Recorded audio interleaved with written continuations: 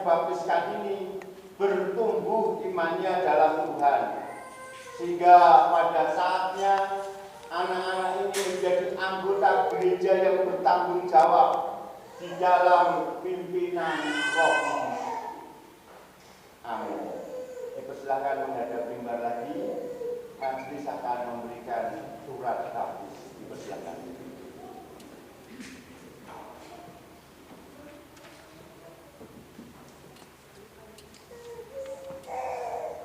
Absen Tristan Giovanni. Priscilla Tristan Abigail.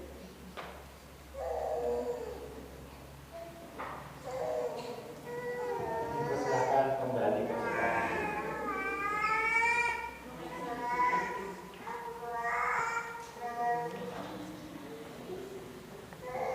Mari kita bersama-sama melakukan persembahan syukur dengan hari ini di Jumat 455 Wintala.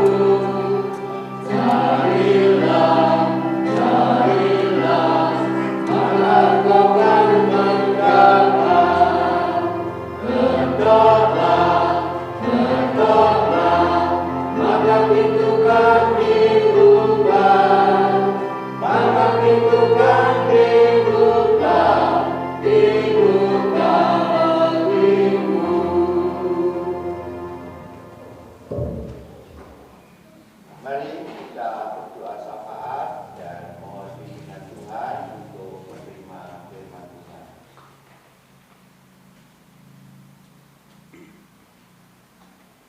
Kami mengucap syukur kehadirat-Mu ya Allah, karena cinta kasih dan pemeliharaanmu bagi tubuhmu, bagi gerejamu sungguh nyata. Karena di minggu ini Engkau izinkan majelis gerejamu melakukan sakramen baptis untuk anak-anak dan cucu kami. Bapak, kiranya meterai baptis tanda penyelamatan yang sudah diberikan kepada anak cucu kami sungguh-sungguh menyatukan anak-anak kami menjadi bagian tubuh Kristus. Dan kami berdoa untuk orang tua yang membaptiskan, untuk keluarga yang membaptiskan. Kiranya Engkau memampukan, memberikan hikmat, memberikan kesabaran, memberikan kekuatan agar mampu membina, mendidik anak-anak yang terkasih ini dalam jalan Tuhan, mengikut sebagai pengikut Kristus, hidup dalam pembaharuan senantiasa karena bimbingan Roh Kudus. Bapak, inilah yang menjadi doa syafaat kami. Bapak, sebentar lagi kami tidak mendengarkan sabda firman-Mu. Urapi kami semua yang akan menerima sabda firman-Mu, sehingga firman-Mu menjadi penguat, firman-Mu menjadi penghibur, firman-Mu menjadi kekuatan bagi kami semua. Bersabdalah ya Tuhan, hamba-Mu siap mendengarkan. Amin. Firman Tuhan kita terima melalui kesaksian kitab Mazmur 37 ayat 21 sampai 39. Mazmur 37 ayat 21 sampai 29.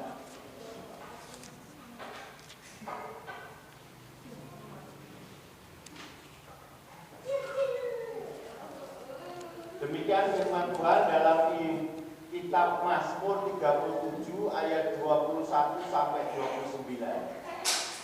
Orang fasik meminjam dan tidak membayar kembali, tetapi orang benar adalah pengasih dan pemurah.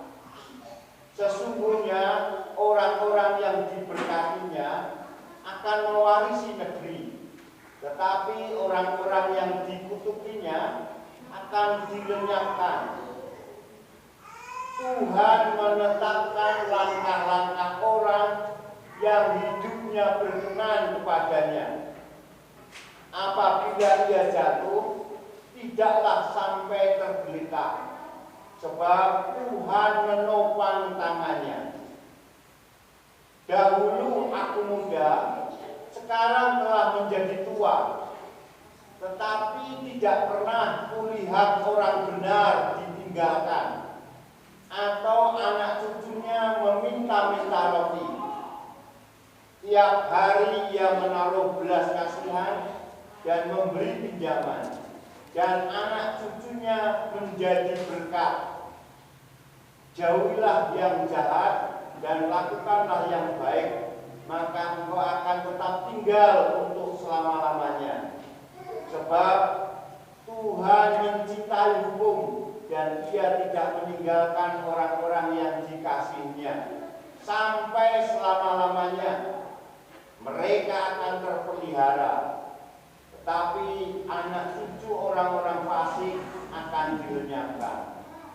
Orang-orang benar akan mewarisi negeri dan tinggal di sana senantiasa. Terambil dari ayat 25 sampai 26, saya bacakan sekali lagi ayat 25 sampai 26. Dahulu aku muda, sekarang telah menjadi tua, tetapi tidak pernah kulihat orang benar ditinggalkan, atau anak cucunya meminta-minta roti. Tiap hari dia menaruh belas kasihan dan memberi pinjaman, dan anak cucunya menjadi berkat. Yang bahagia ialah Tuhan dan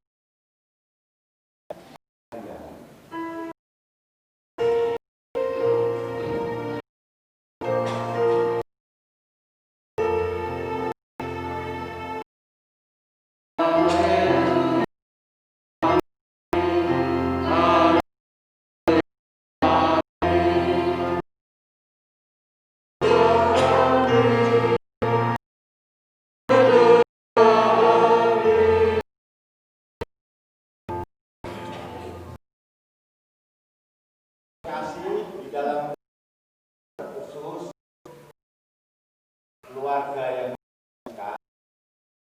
dilibatkan sakramen baptis menjadi tanda yang oleh darah pengorbanan Tuhan Yesus. Jadi hidup kita itu sudah dilumuri darah penyelamatan. Yang kedua, orang yang menerima sakramen baptis tidak hanya dibasuh, tapi juga diampuni segala dosanya, dosa masa lalu maupun dosa masa depan.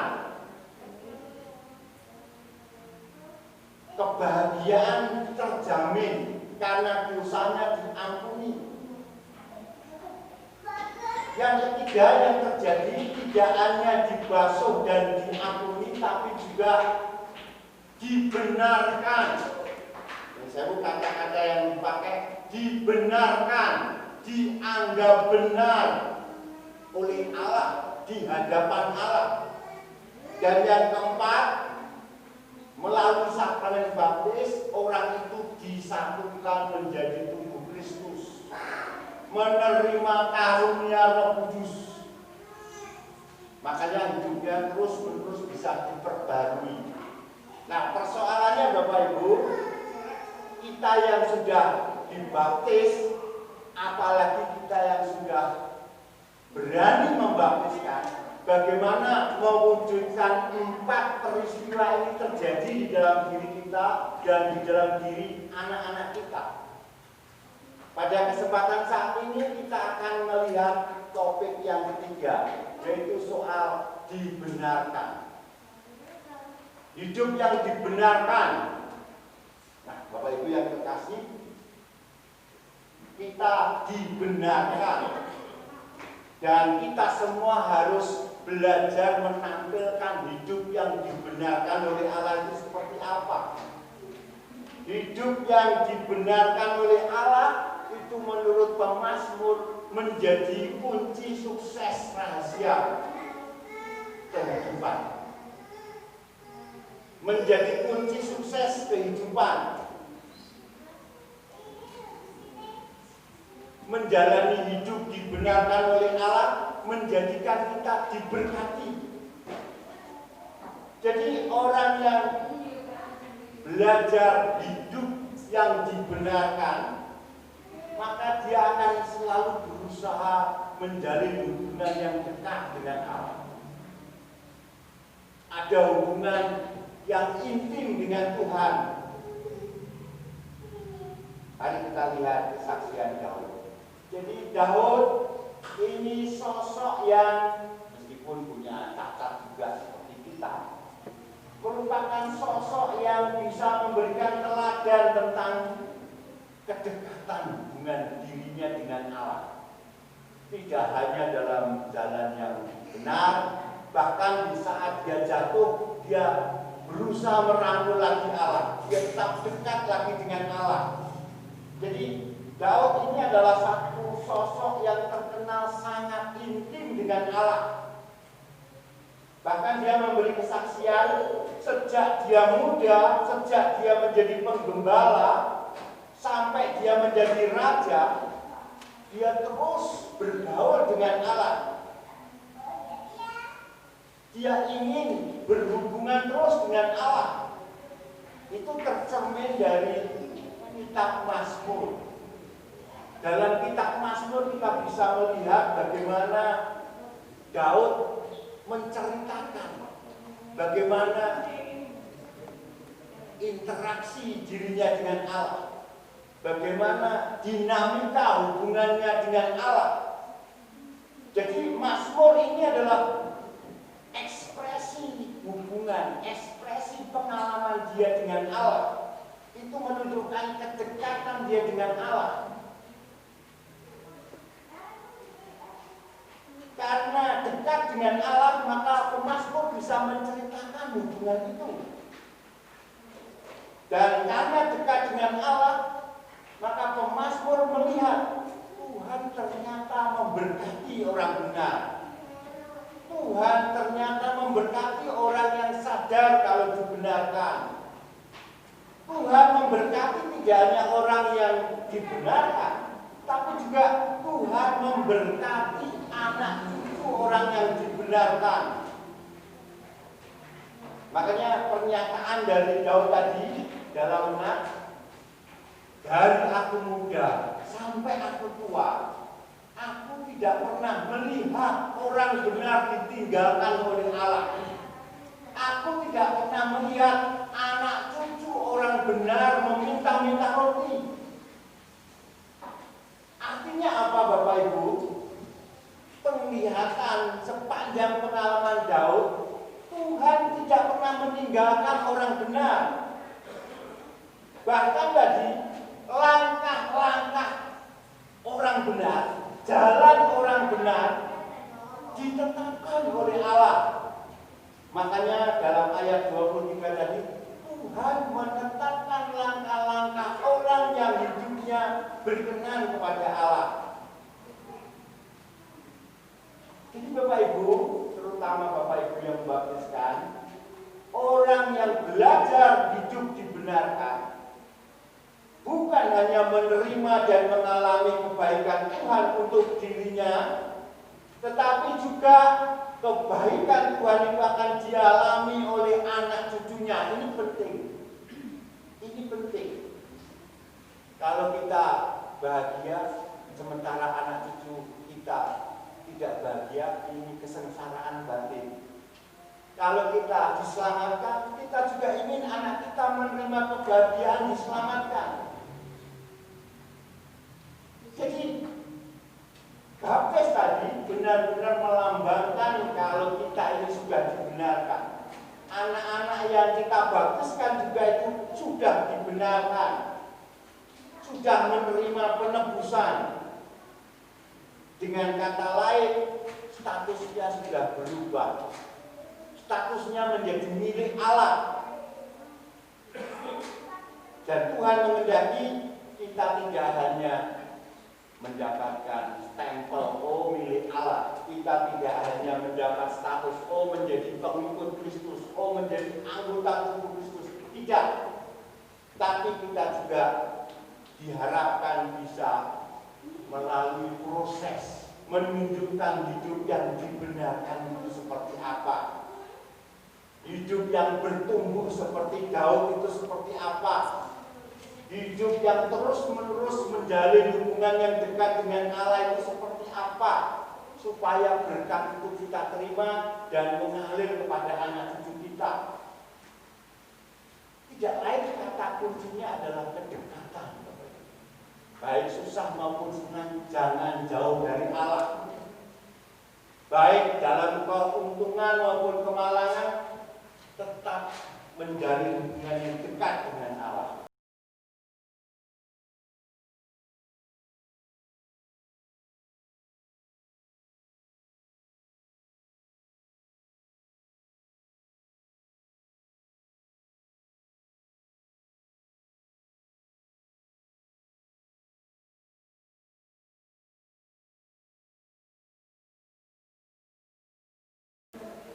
Berkat yang diberikan Tuhan tidak hanya berhenti kita nikmat. Berkat dari Tuhan yang digambarkan melalui baptis itu juga akan diberikan untuk anak cucu kita. Makanya belajarlah bersama-sama dengan seluruh anggota tubuh Kristus yang lain. Belajarlah menjalani hidup yang dibenarkan. Tampilkanlah hidup yang dibenarkan dengan dekat padanya. Amin. Saat hidup kita.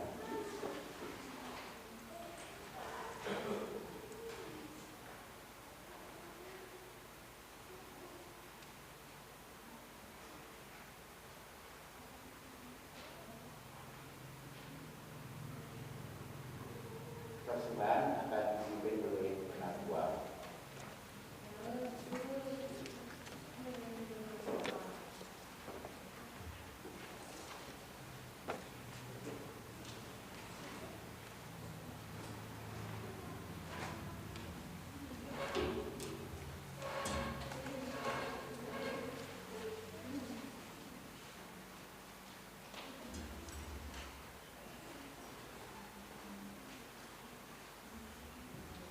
Bapak Ibu yang terkasih dalam Tuhan kita Yesus Kristus, mari pada pagi hari ini kita mempersembahkan apa yang telah diberikan Tuhan selama kita bekerja dalam seminggu ini. Dan sebelum kita memberikan persembahan, mari kita dasari dengan pembacaan Injil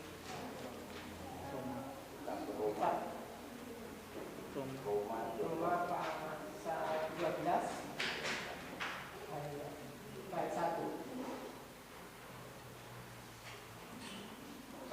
Karena itu, saudara-saudara, demi kemurahan Allah aku menasihatkan kamu supaya kamu mempersembahkan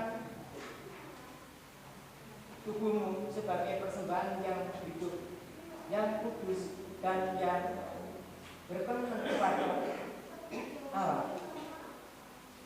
itu adalah ibadahmu yang sejati.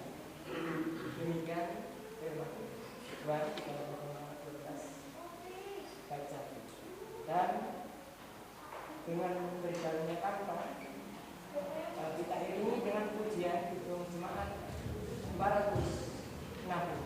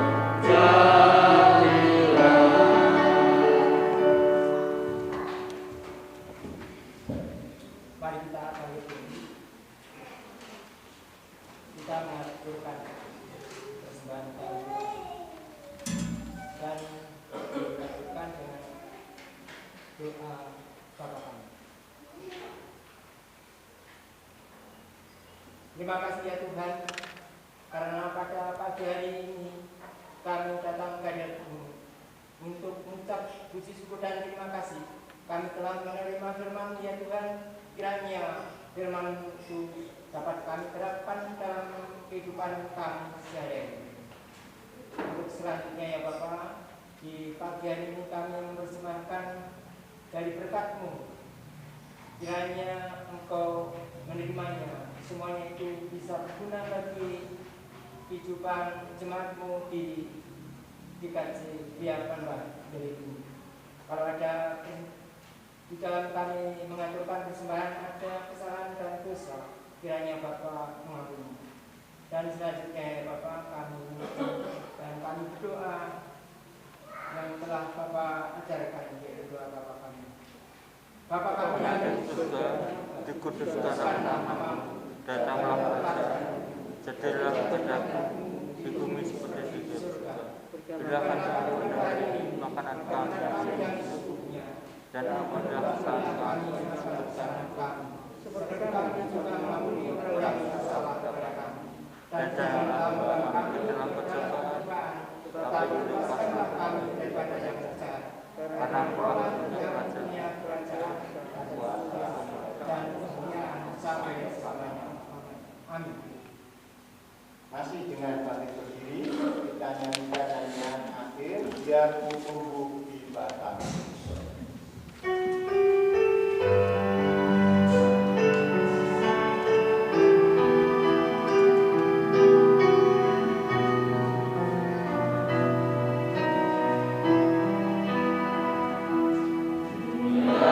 Oh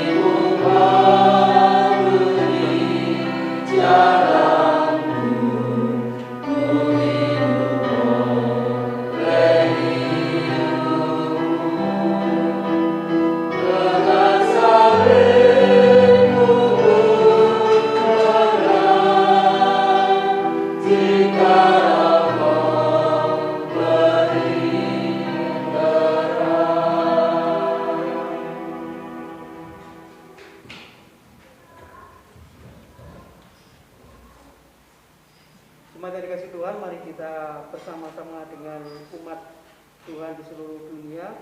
Kita akan memperbarui iman kepercayaan kita dengan pengakuan iman rasuli bersama-sama. Aku percaya kepada Bapa yang Maha Kuasa, Kali langit dan bumi, dan kepada Yesus Kristus Anak yang tunggal Tuhan kita, yang dikandung daripada Roh Kudus, lahir dari anak darah, yang menderita di bawah Pontius Pilatus, disalibkan, mati dan dikuburkan, turun ke dalam kerajaan.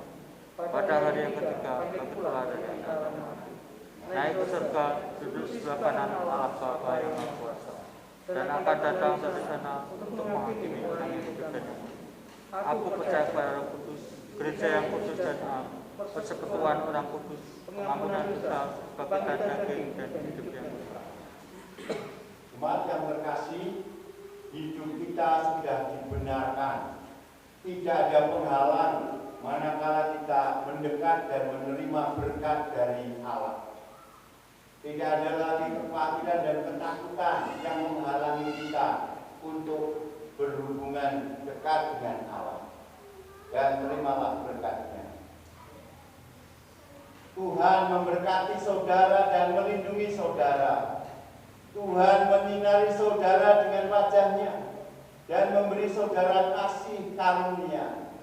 Tuhan menghadapkan wajah-Nya kepada saudara dan memberi saudara damai sejahtera. Amin. Kita akhiri dengan itu untuk 440 sebagai topan.